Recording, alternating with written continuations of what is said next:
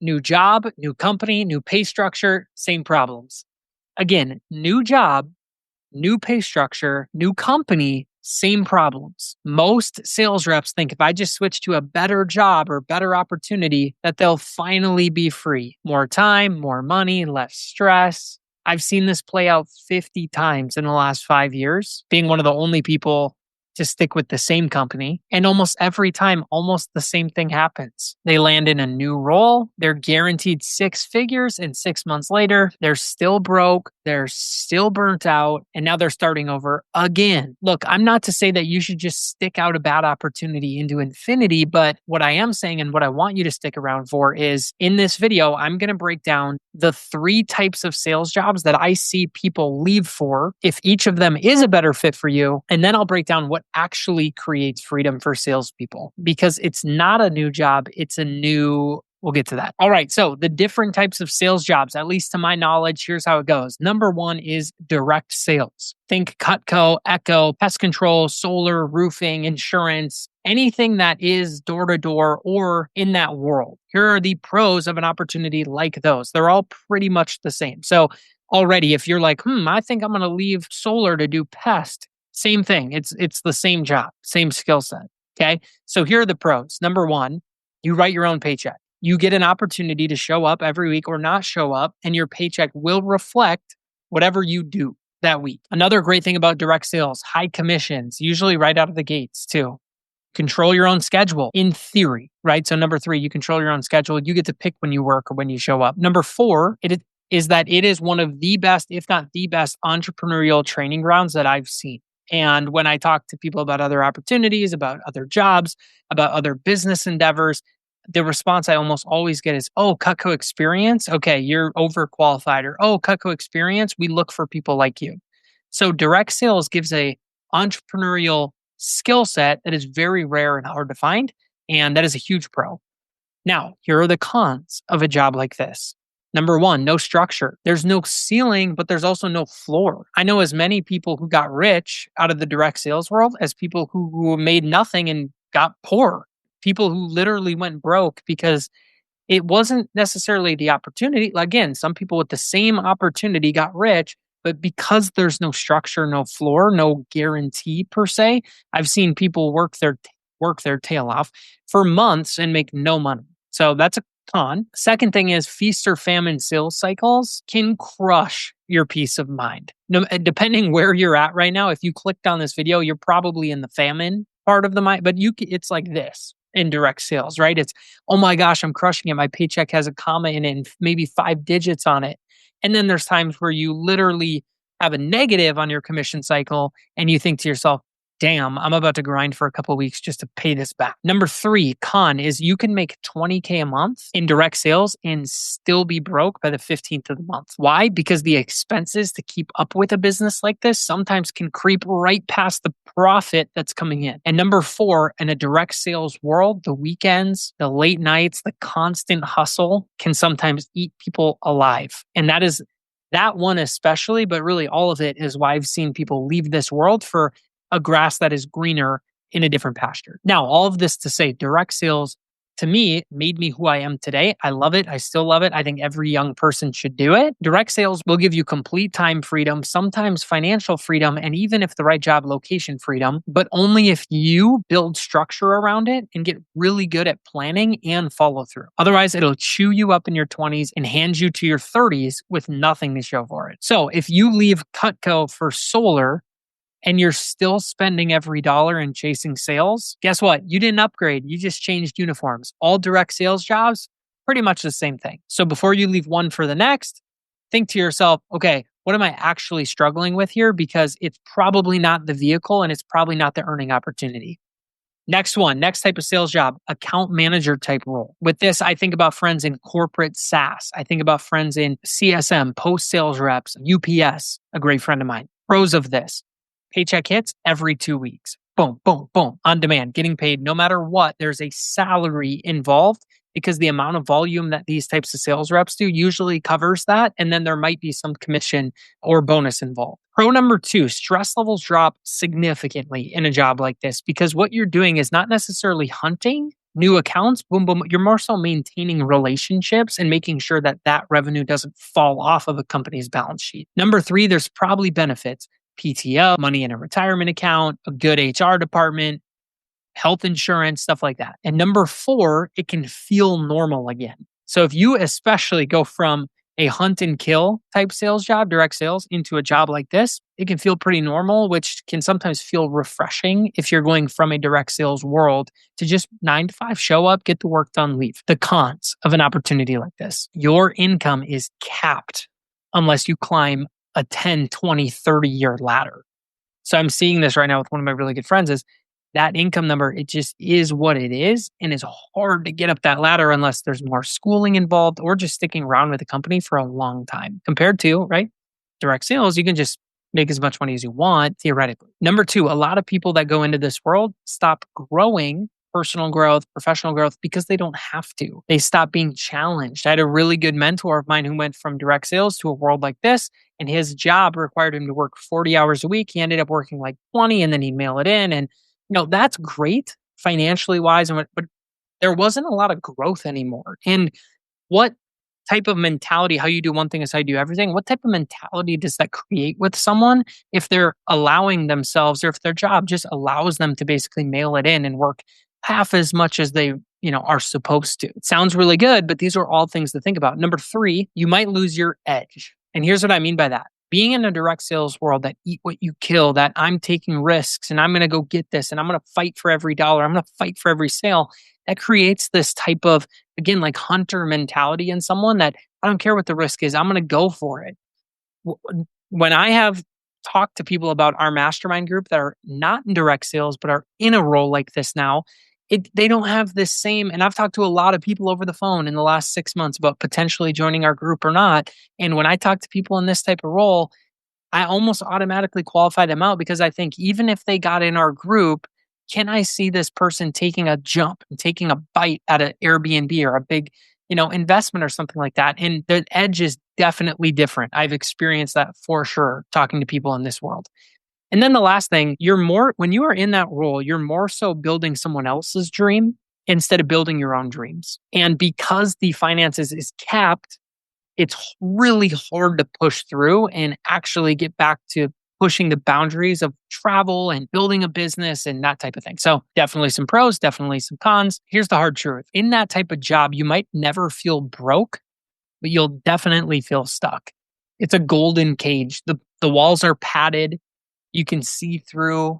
Everything looks good. They feed you in that cage, but that's the most dangerous part of it. If you used to be hungry, or if you're hungry right now and you're thinking about switching to a job where there's stability, that's usually the start of the decline, not the start of the dream. But again, to each their own, right? It's comparing these pros and cons before you just leave your job.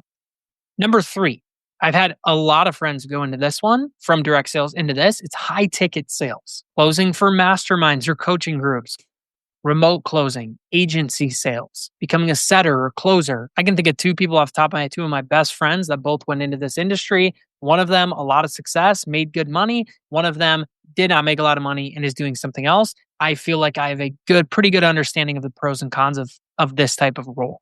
So going from direct sales to this, pros, it can be extremely lucrative. You can make a lot of money if you are in this type of job. Number two, warm leads that just fill your calendar. There's no cold approach, and you can get better and better at it every single time.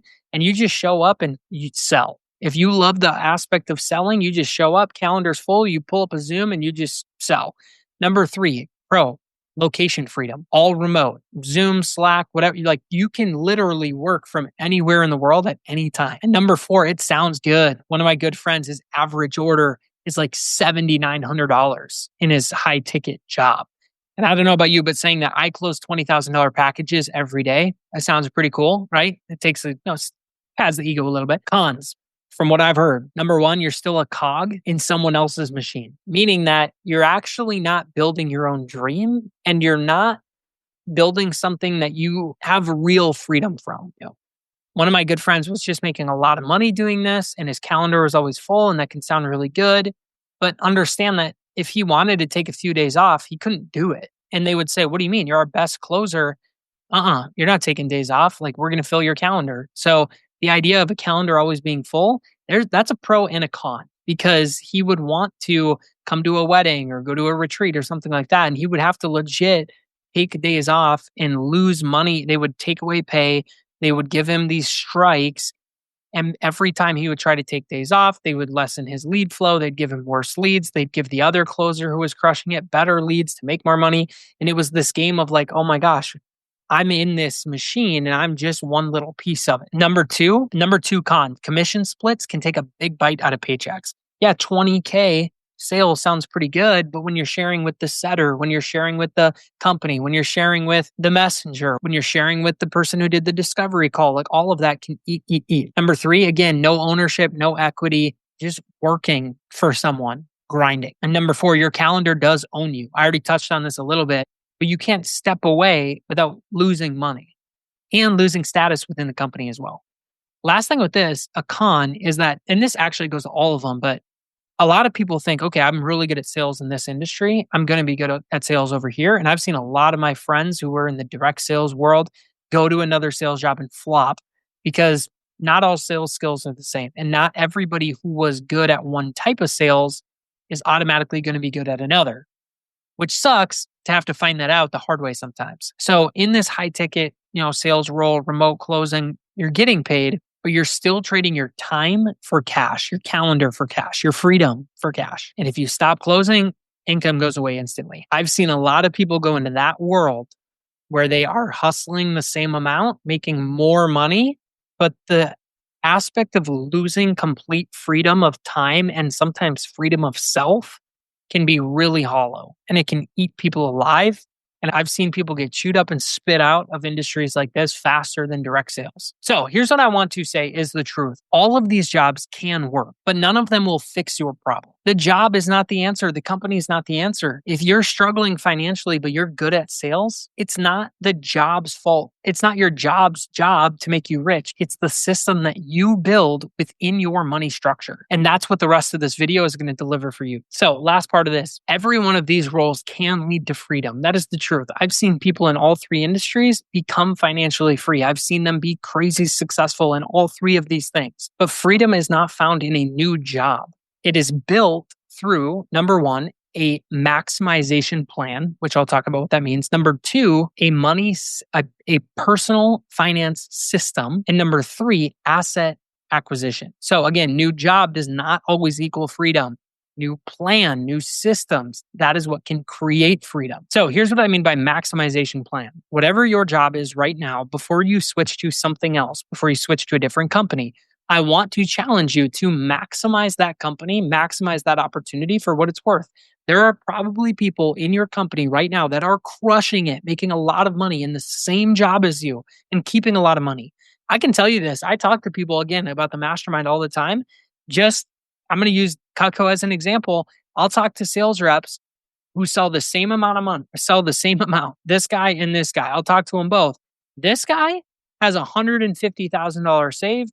This guy has $100 saved and doesn't know how he's going to pay rent this month. Same job, same opportunity, basically the same type of person, completely different personal finance systems. And the way that these two people look at money is very different. So maximize the opportunity that you're in first before you even think about doing something else, because your problems will follow you. So a maximization plan is number one. Number two, a personal finance system. I cannot make this clear enough. You need to track everything, every expense, business expense and personal. I use Monarch Money. I'll drop the link to my referral code in the bio below. I think you save a lot of money and I get $50 or something like that. But I don't know how to make it more clear. If you don't start tracking every single expense, every income, if you don't start seeing where you're leaking profitability, you'll never get rich. Tracking net worth, tracking your assets, tracking your liabilities, tracking your payment plans, everything needs to be tracked. So my challenge to you is every day, this is Alex Hormozi, wake up, check the bank account. If you want to take it one step further, wake up, check Monarch Money, and sort every transaction every day until you see this stupid shit that you're spending money on, either in your personal life or in your business. I'm someone who's so frugal in my personal life. I hate spending money. Every time I go to Jimmy John's or Chipotle, I just pinch myself because I'm like, God, it's so stupid to spend money on this when I could make food at home. But I spend so much stupid money on business expenses. It's crazy. Should make a whole video about that, but I don't want to out myself too much. So track everything. Next, asset acquisition. At some point, you have to start building leverage for yourself and you have to start building equity in assets. You can start by building an asset of an index fund or a Robinhood portfolio. That is assets because it's not liquid money sitting in a bank account, but it's worth something. An asset could be, I don't know, collect jewelry or something. Like buying assets instead of having money sit there is a huge step forward in terms of becoming wealthy and just giving yourself options and freedom. And then the last part of all of this is buy back your time. Delegate small operations. Hire people to help you do the $10 an hour work. Read the book, Buy Back Your Time. A way easier book to read that is very chewable is the book Who Not How by Dr. Benjamin Hardy. Could not recommend it more. Start buying back your time and stop doing the $5 an hour tasks, virtual assistants overseas, executive assistants here in America. These are all things that are going to make you rich so that you don't keep jumping opportunities. Look, the game is not about sales skill. It is not about sales revenue, and it's not about income. The game is about how much you keep, how much you grow, and how much you control about your own life and how much freedom that you create for yourself. Thank you for watching. Subscribe to the channel if this was valuable. I'm going to start posting more raw videos like this, at least for now. Follow me on Instagram at Unlock with Alex if you want shorter, bite-sized versions of the same type of content. I believe in a world where everyone has a dreams list, and I'm so sick and tired of seeing very talented salespeople not become rich at all, whether in time, relationships, money, anything, health. I see these people with their souls sucked out of them because they never take control of what's going on. And it starts with taking control of the numbers, hitting the sales sheet, and hitting the bank account. So thank you for watching. Go to thedreamslist.com if you want to get my entire book and follow me on Instagram at Unlock with Alex. As always, you can hit me up on Instagram. Say, hey, Alex, I'd love to grab a quick phone call. I'd love to get your thoughts. I'm always down to connect. I love connecting. Warning, I might roast you in a future YouTube video. I'll never say you by name, but it's great getting this real-time feedback from the sales grinders out there being on the other side. So thank you for watching. We'll see you next time.